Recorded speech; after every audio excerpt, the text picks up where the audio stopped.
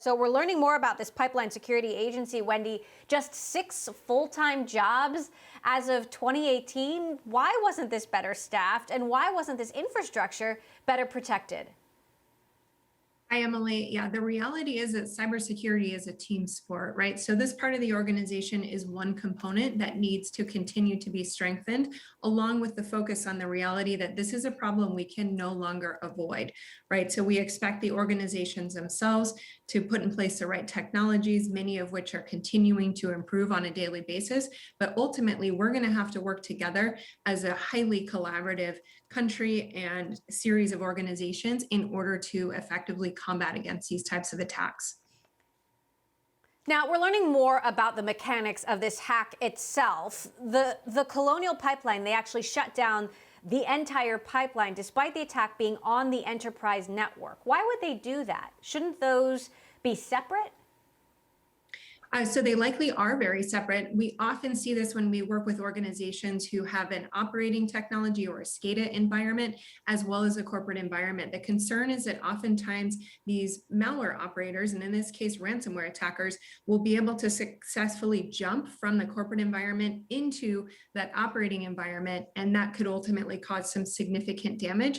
So many times clients are forced to make a risk-based decision, weigh the pros and cons of determining how to continue business, while making sure that they don't remain susceptible to further damage.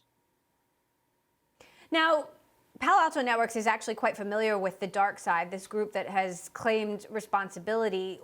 What can you tell us about them and how they work? Yeah, they're a pretty interesting group. So I would say right now they're extremely prolific. They're very busy. We see them in a number of cases that we're running today. They tend to be more aggressive than other actors. One of the things they do, though, is during that first period of 72 hours, they tend to be pretty quiet, and they're not looking to engage and make contact with the victim environment. They're expecting that the client reaches out to them. So in one case we've got where we have a client who had successfully backed up their entire system.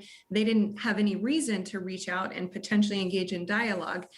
The attacker then got increasingly more frustrated. So they then increased to sending emails to certain officials within the organization. And when those weren't responded to, then they started making demands via telephone calls to the CEO, the CFO, and other high-level officials. They tend to, if their demands aren't met, then they'll move to a second stage, which we're all too familiar with, which is essentially releasing the data publicly that they have stolen from the environment. And so they're really looking to negotiate to get an economic settlement on their return. They are, I would say, more professional in terms of their code of ethics and their code of conduct, and they really almost run their organization like a business when it comes to the negotiations with victims.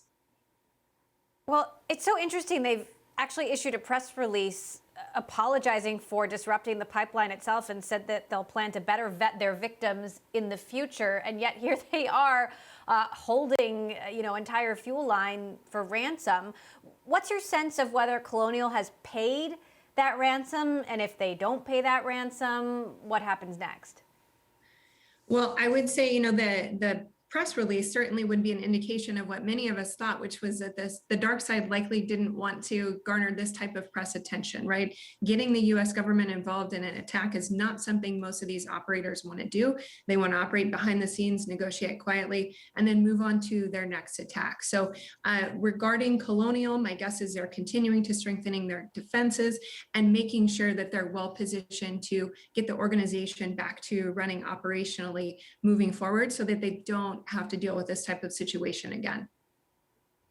But so does that mean you think they've paid or are planning to pay the ransom in order to make that happen? And then will DarkSide just get away with it? This is always a risk-based decision. We certainly never recommend to any organization that they pay the ransom, but ultimately that's going to be a risk-based decision based on the data that's been stolen and ultimately what methods they have to recover that data or get systems back online operationally. So, ideally, I would say dark side most likely will be looking to shift some of their operations in the sense of going behind the scenes again, moving forward, right? I imagine they're going to continue to be prolifically attacking organizations, and that really points to us the need that, again, this is such a huge problem.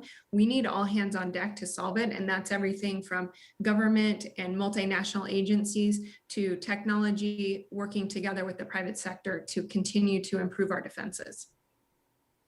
And do you have any indication of whether the dark side is affiliated with a nation state, and specifically Russia? There's no solid attribution of that today. We know that many of these organizations are operating from Eastern Europe, and in many cases, countries like Russia are providing safe havens for these types of attackers. So that's certainly a concern.